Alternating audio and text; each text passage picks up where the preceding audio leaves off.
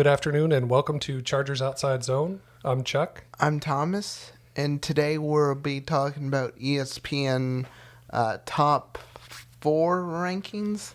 Right, so on June 29th on ESPN, Ben Lindsay put out an article, NFL roster rankings for all 32 teams for 2022, strengths, weaknesses, and X factors for every starting lineup.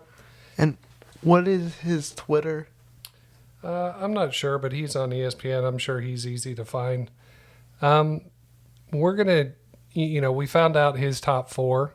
Yeah. They are the Bills, Buccaneers, Chargers, and Rams. And since the Chargers were in that top 4, we are going to do a little comparison exercise. Yes. How's that sound? Yes, we have a very scientific way to compare the rosters. Yeah, it should be fun. We're going to use a comparison tool called a Pugh Matrix, a weighted Pugh Matrix, and I'll show that Star to you Wars. Here in a second. With that, just a reminder, this is a father-son hobby where we focus on long-term team building. We are not experts, no gambling, betting, or fantasy talk, and we do our best to stay away from hot takes. Yes, which we've done really well in. Yeah.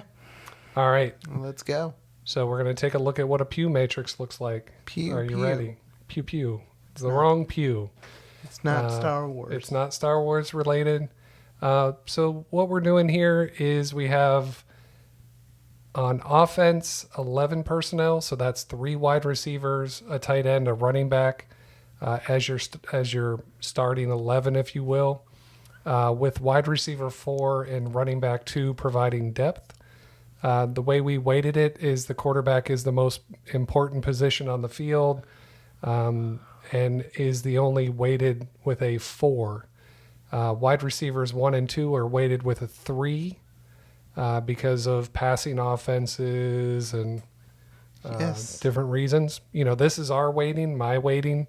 If somebody else wanted to weight these differently, they could go through the same exercise and see how their comparison of these rosters play out against their weighting. Yes. Wide receiver 3, tight end 1, RB1 all come out as 2s along with the offensive line.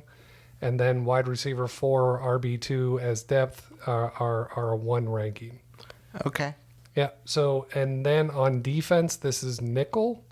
So 2 defensive tackles, 2 edges or defensive ends, outside linebackers, 2 off-ball linebackers, 2 corners, a nickel, strong safety, free safety, and then depth at edge and depth at defensive tackle. So we're doing 26 positions. On the defense, it's weighted. Your top defensive tackle is a 3, not as important as a quarterback, but more important than an offensive lineman, if you will. Still important. Defensive tackle 2 is a 2. Edge 1 is a 3. Linebacker 1 is a 3. Cornerback 1 is a 3.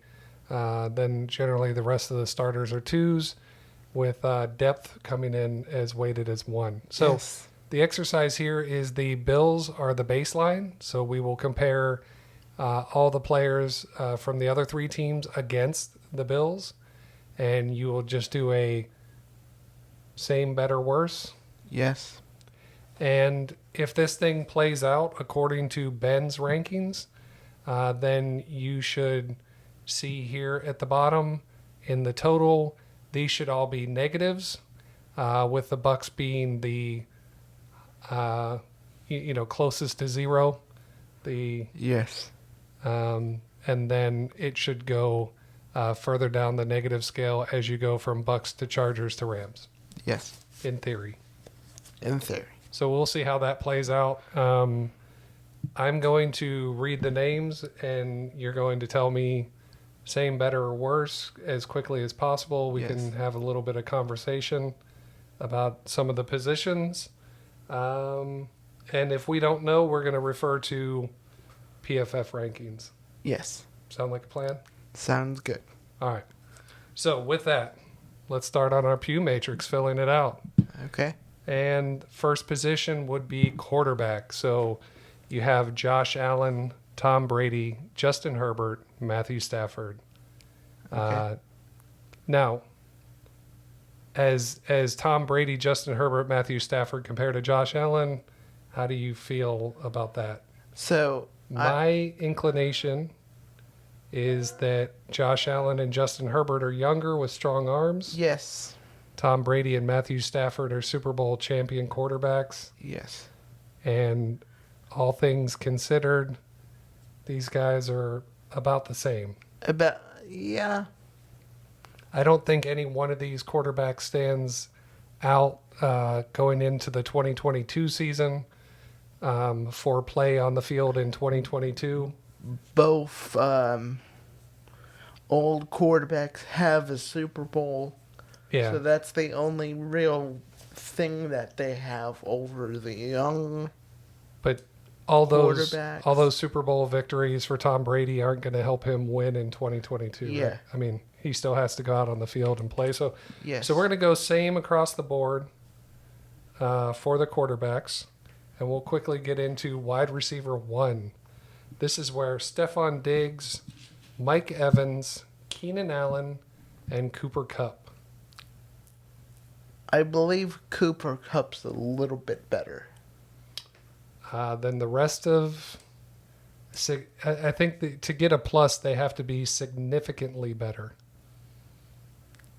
Is Cooper Kupp significantly better than Stephon Diggs? I would say that I don't. I'm thinking we're going to go same across this one as well, Okay. because these are all very talented I'm also waiting the wide receivers. I'm also waiting the Super Bowl that just happened when you're talking about Cooper Kupp Right. winning I mean, he's an amazing wide receiver. MVP. Is he significantly better than Stephon Diggs?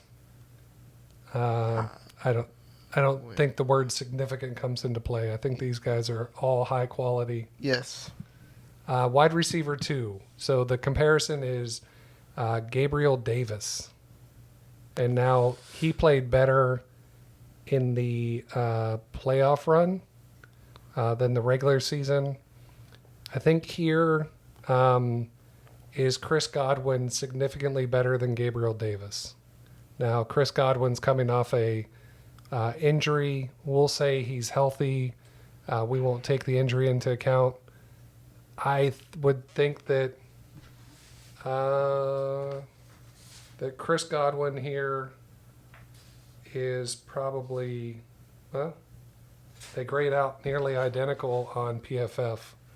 So, should we do the same? I think that puts us back into the same category for those two. Mike Williams, he has a 5-point drop-off. Would we say that he is not as good as Gabriel Davis?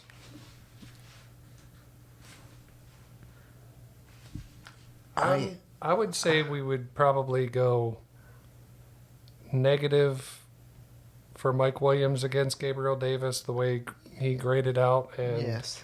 also a negative for Allen Robinson, the way he graded out. Okay. And then we get into wide receiver 3. The Bills have Jamison Crowder replacing Cole Beasley. The Bucs have Russell Gage. Chargers have Josh Palmer, and the Rams have Van Jefferson. So, Crowder, Gage is better than Crowder according to PFF.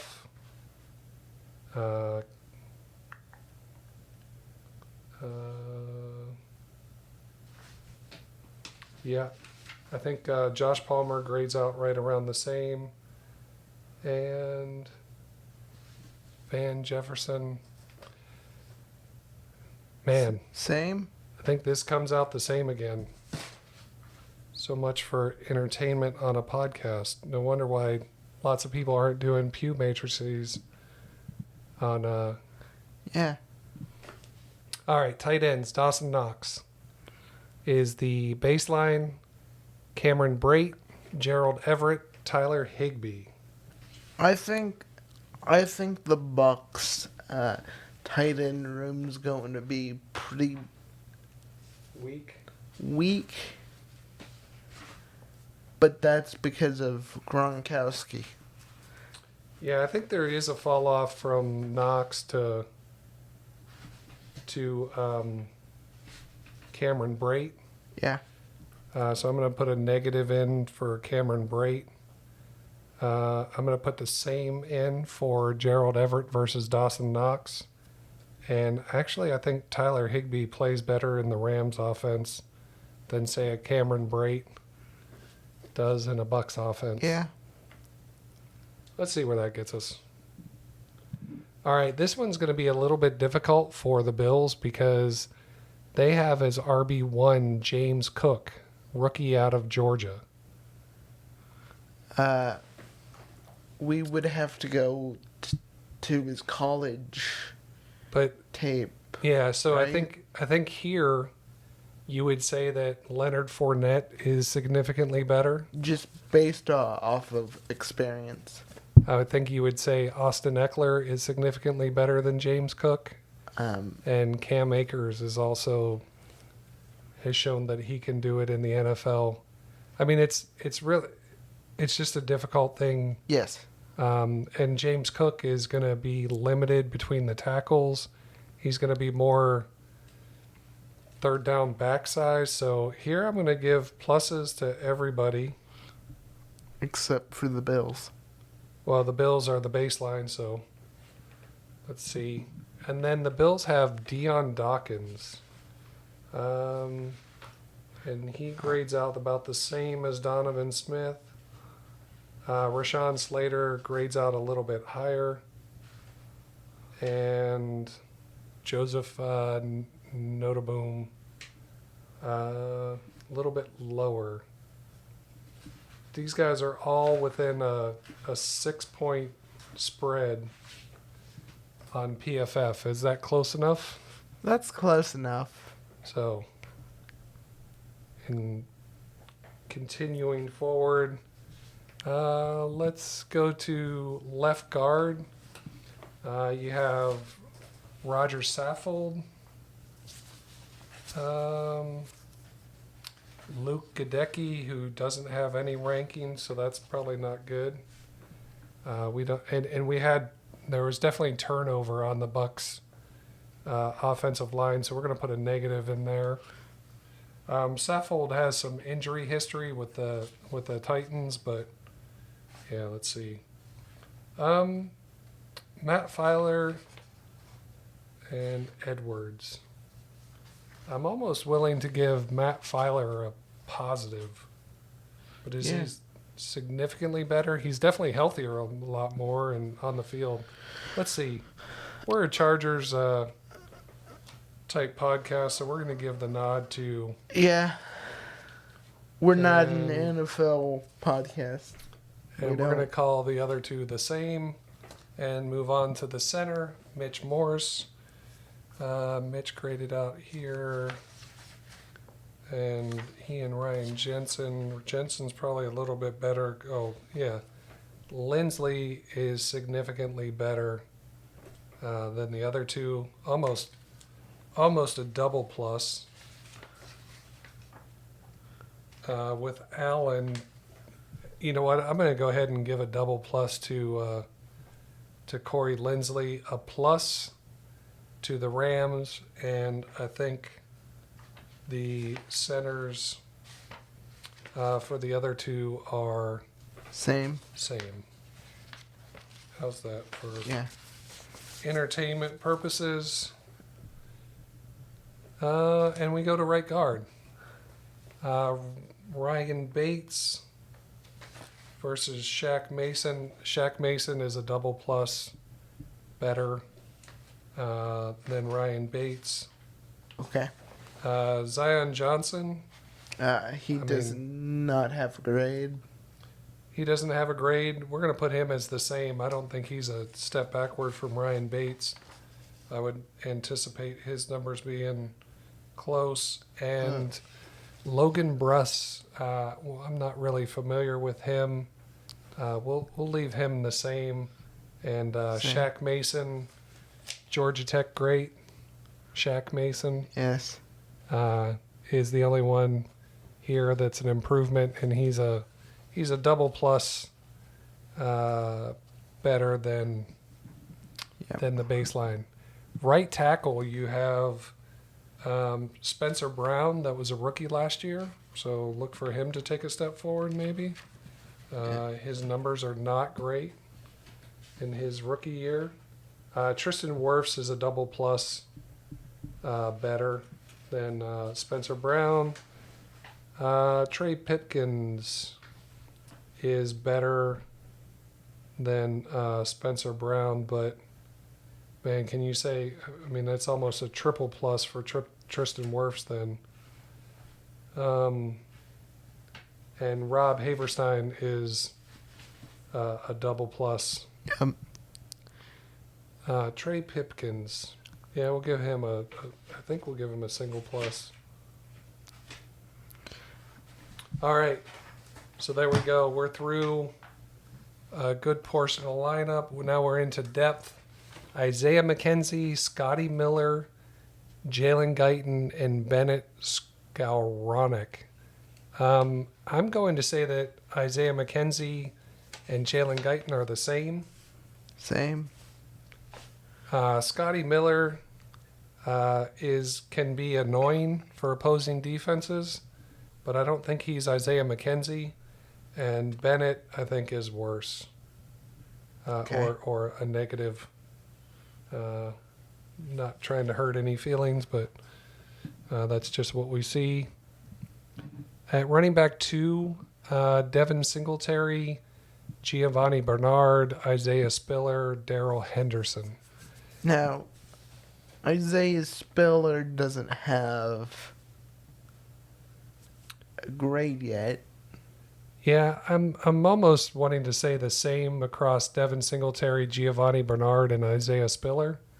Okay. At this point in Gio's career and Devin's career. But Darrell Henderson does provide a little bit of change of pace from Cam Akers. I think I want to go plus with him. That's what we're hoping for, and do same. In Spiller to give kind of just a little bit different. Yeah, hopefully by the midway point of the season, we can look back and say, okay, Isaiah Spiller contributes more than Devin Singletary, right? Yeah. Or than RB2 for the Bills. Yes. Yep. All right. I think it's time to move on to the defense. This is kind of We've spent a lot of time on this so far. This is kind of a look back upon episode. Like, make it. Yeah. And then look back upon it mid-season, probably. Yeah, on the defensive side, the baseline is Ed Oliver, and the Rams have somebody, I think he wears number 99. I'm not sure who that number 99 is. Yes, Urban Meyer didn't as well. Can somebody pay me millions of dollars? Yeah. Awesome. I'm going to give 2 pluses to Aaron Donald. Aaron Donald. Yeah. Vita Vea. Is Vita Vea significantly better than Ed Oliver? Mm-hmm. And it does not show in the numbers. And actually, Sebastian Joseph Day would get a negative in this. So Vita Vea and Ed Oliver are the same. Sebastian Joseph Day is a negative.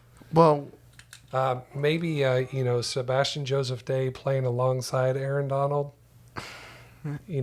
kind of gets eclipsed there. Living in the shadow of Aaron Donald. So maybe we can anticipate some better rankings for him this year.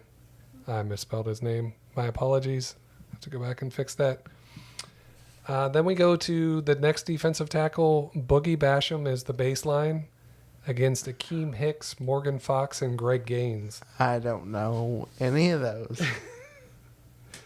And if we look at these... Technically, I should get paid millions of dollars because I don't know. Hicks is a plus. If the Morgan Fox is a minus. And I think Greg Gaines is same. Same? Okay. All right. And so we move on. Next is Von Miller, Shaquille Barrett, Joey Bosa, Leonard Floyd. How do you feel about those? Von Miller graded out tremendously. Von Miller should be probably the top. Shaq Barrett, Shaquille Barrett is great. I don't know about But Shaq. Joey grades out higher than him. And so Leonard Floyd is a negative. And I want to go same on Joey Bosa.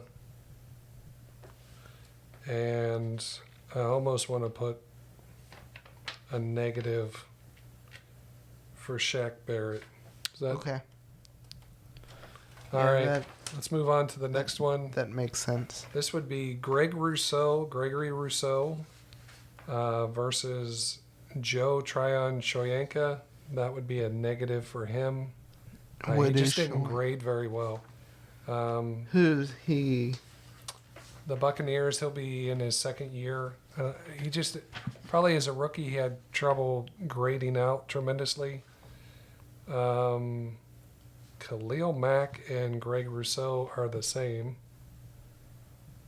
grade-wise. I'm almost inclined to give Khalil Mack a plus because he's in the same offense. Same And- defense. Same defense. And Justin Hollins is a negative. Just throw Khalil Mack a plus. You think so? All right, let's give him a plus. Just because he's a Charger. Yeah. No And this is not a biased. This is not a biased channel at all. All right, so I don't have any problem saying that Devin White and Bobby Wagner are significantly better than Matt Milano, and then Drew Tranquil would be the same. So plus, same, plus. We move on. Next is Tremaine Edmonds, and he graded terribly. As a baseline? As a baseline, he has a very low grade. Wow. And that's the Well, number one. the other thing is here that Devin White graded poorly, but man, is that just because of the opportunities or what? But I would say Levante David is a plus.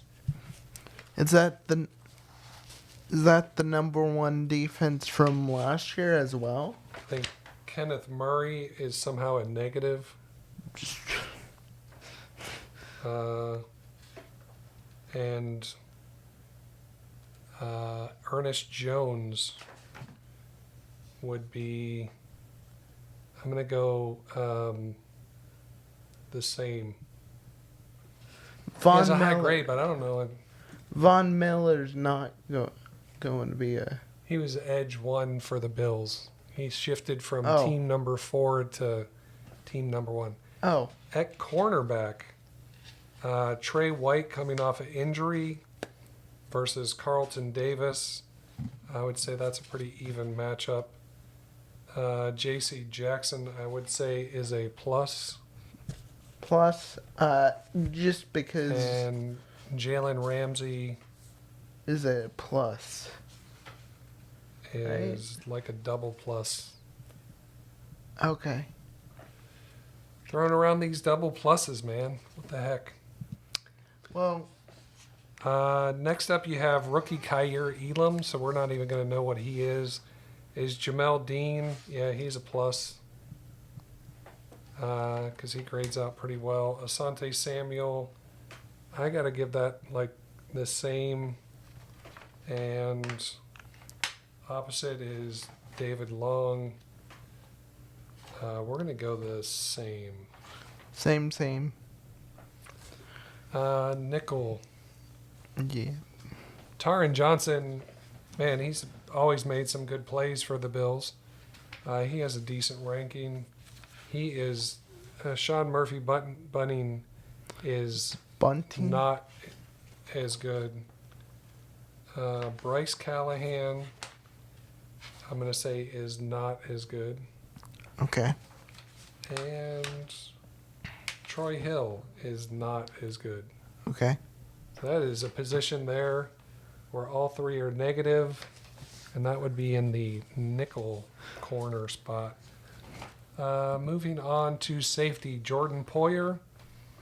As we look at this thing, he is better than Logan Ryan. So plus? So a negative for Logan Ryan. Or negative. Derwin James, we're going to say same. Same. They grade out nearly identical. I think Derwin provides more playmaking ability. Yes. And Taylor Rapp, I would say, is a negative. Free safety, Micah Hyde. He has a really good grade. So does Antoine Winfield. Who's the free safety? Nasir Adderley is not as good as those two against Nasir Adderley for the Chargers and Fuller. Man, he gets a negative as well. Now we go on to depth. We start with AJ Epinesa versus Anthony Nelson. They grade out right around the same. Yes. So we'll call them the same. Kyle Van Noy.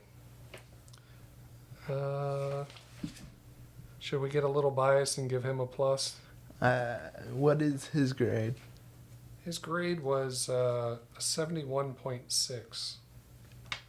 And Terrell Lewis is a Just negative. throw him a plus. I think one of the things about Kyle Van Noy, is he going to be edge 3, or is he going to help out at off-ball linebacker, or is he going to do both?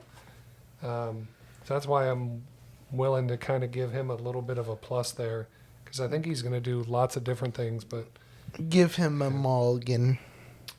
The Bills, Daquan Jones, Raheem Nunez-Roche, those are the same. Austin Johnson would grade out a little bit worse, and Ashawn Robinson would be better. Okay. So minus, plus, that would be the same. We have painfully made it through to filling out that chart in its entirety. I thought it might go a little bit quicker, but we will come back here in a little bit with it filled out and restart the pod. Yeah, a little commercial break. It'll go by quickly without no commercial. A commercial. Awesome. See you in a few. So we're back from our little break. And we have completed the Excel spreadsheet. It took. Not very automated. Yes. And if you think the going through the same, better, or worse part of this was painfully awkward, the filling out the chart, it's a good thing we didn't record it. Yeah. Let's just say that. Let's just. We would be here before the next two presidents. Yeah. So we completed it, and at the bottom, surprised to see that all three teams come out as pluses against the baseline of the Buffalo Bills. The Buccaneers have a total of +3, plus 17 across. Obviously, the right side of their offensive line helps. And a sum of minuses is -14. And then the sames, they have 12. So for an overall +3 there. Now, compared to the Chargers, Came in with a plus score of plus 15. Corey Lindsley helped out, as well as